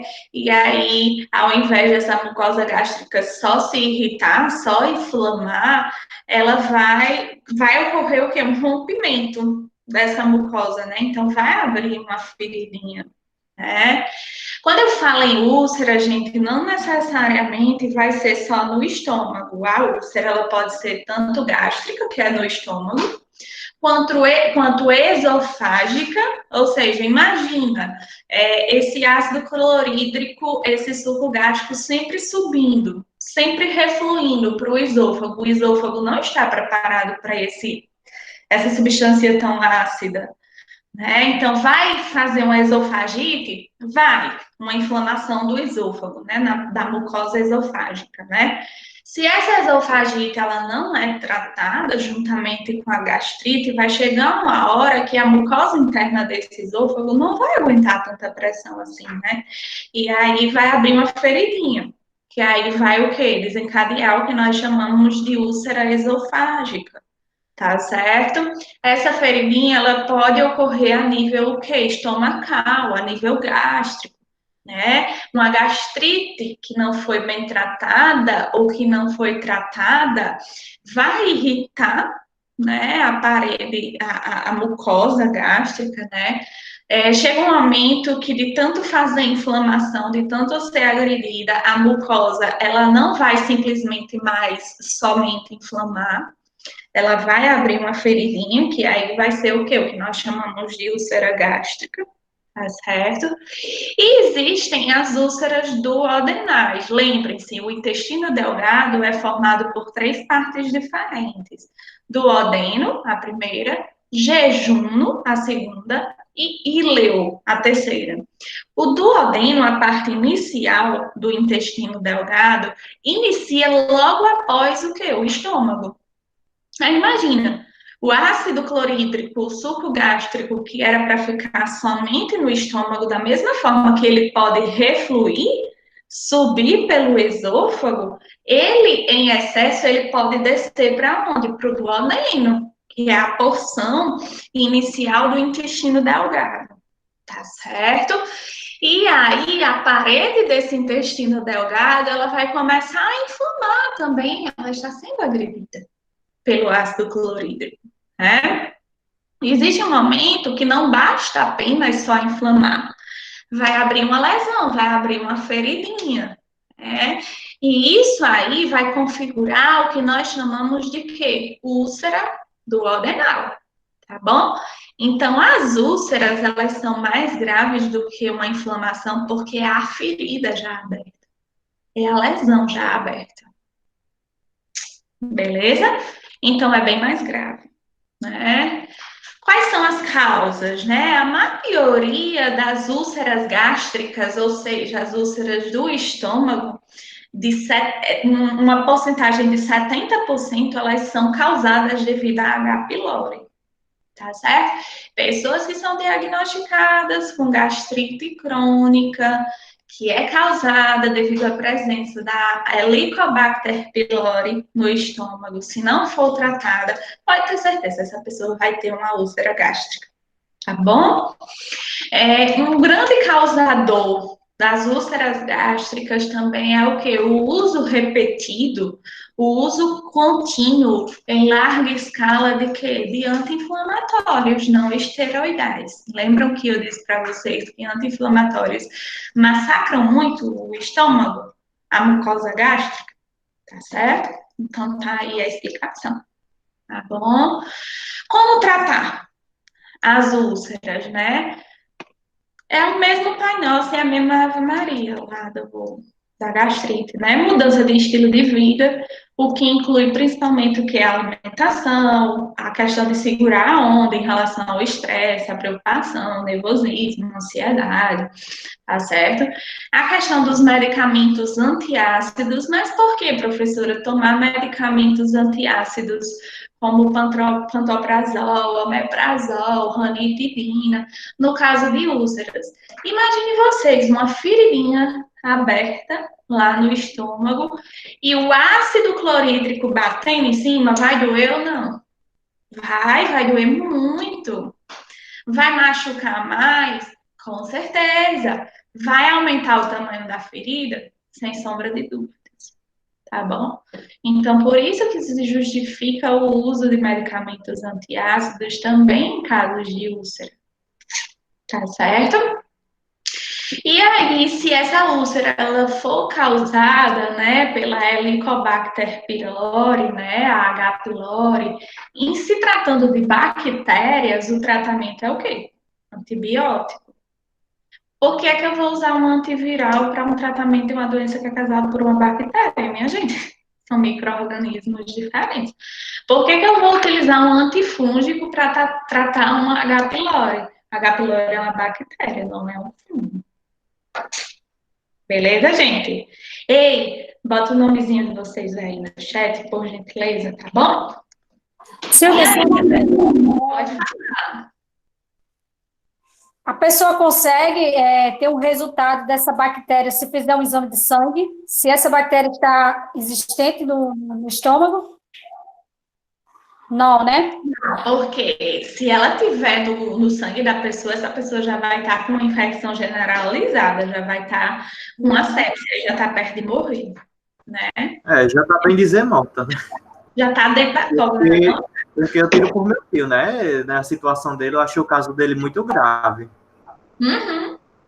É gravíssimo, né? Porque a gente sabe que a H. pylori ela tem uma afinidade imensa, por quê? Por estômago.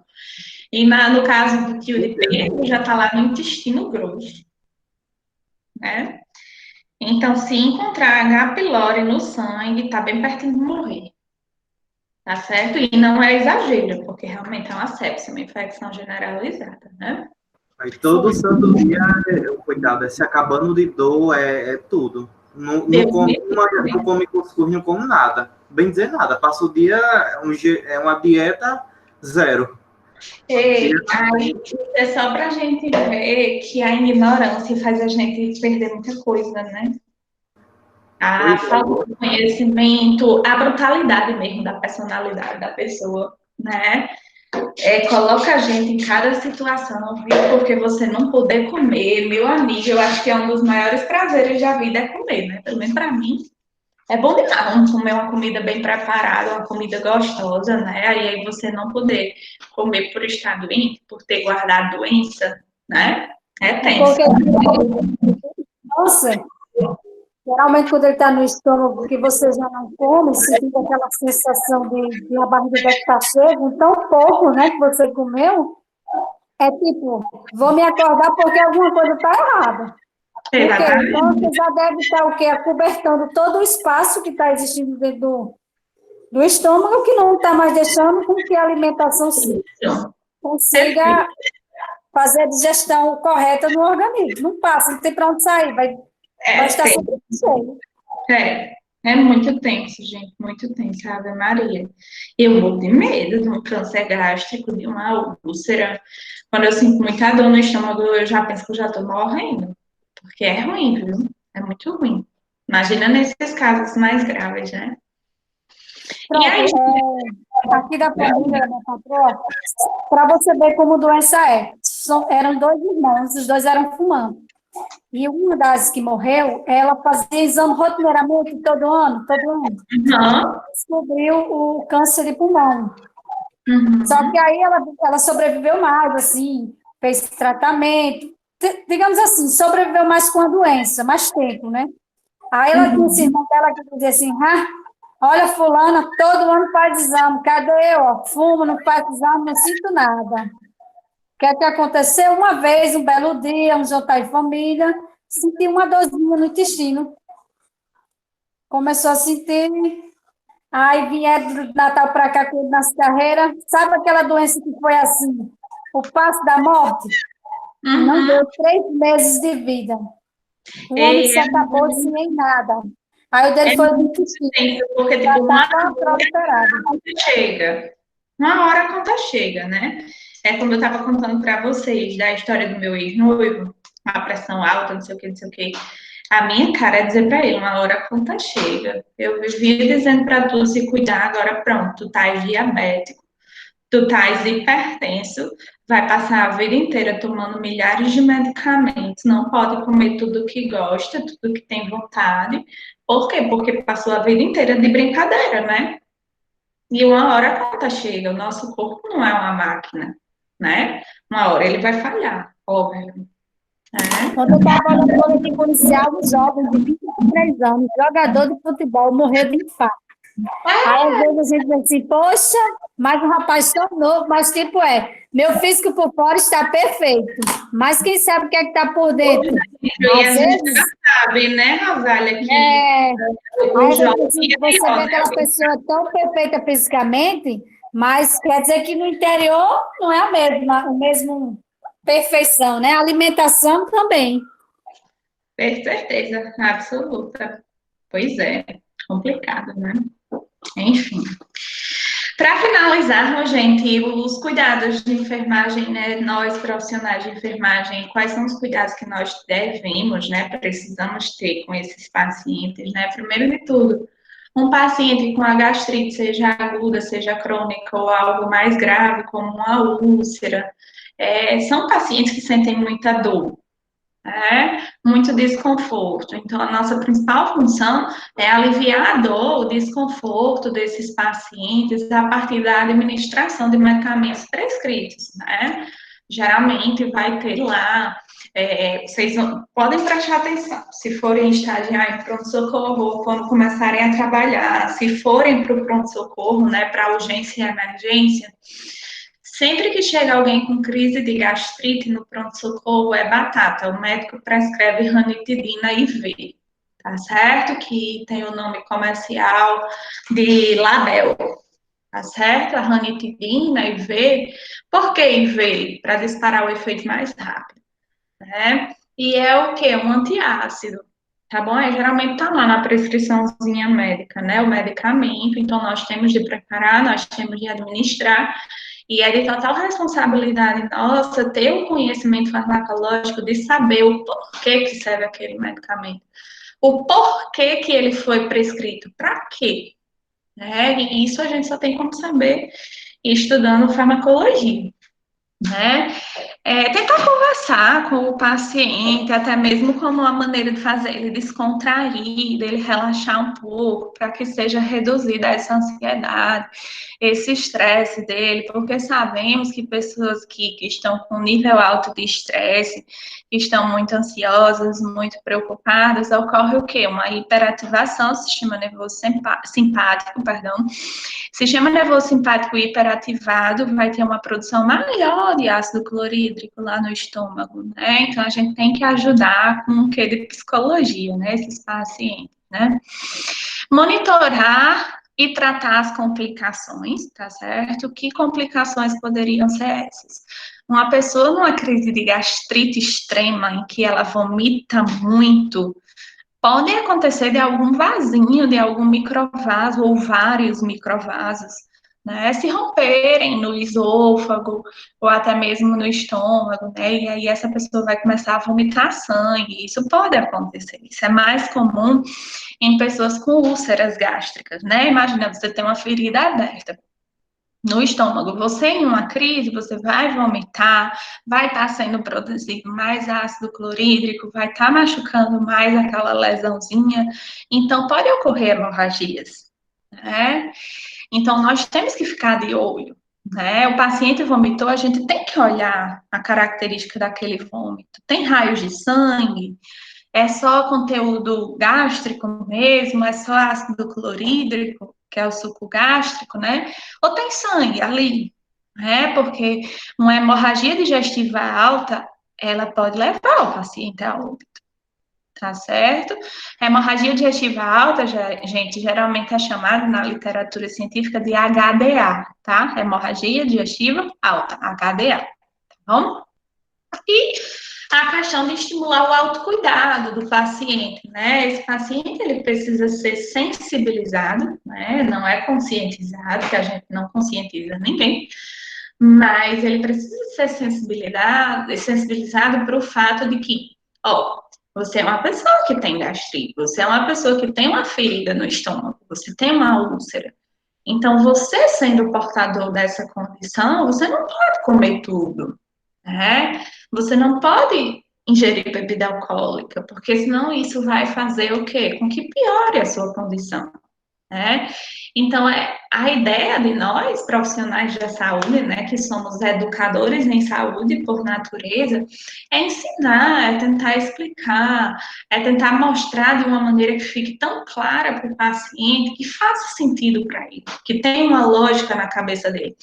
E a partir do momento que ele entende a doença que ele tem, o que é que acontece com ele, é óbvio, ou pelo menos se espera, né, que esse paciente, ele mude os hábitos de vida dele, que ele mude o estilo de vida dele, né? Imagina, se eu sei que existe uma ferida do meu estômago, que eu tenho uma úlcera gástrica, e eu sei que, óbvio, bebida alcoólica vai fazer mal, né? Tenha tu um cortezinho superficial na pele e jogue álcool em cima para ver se não machuca mais ainda, né?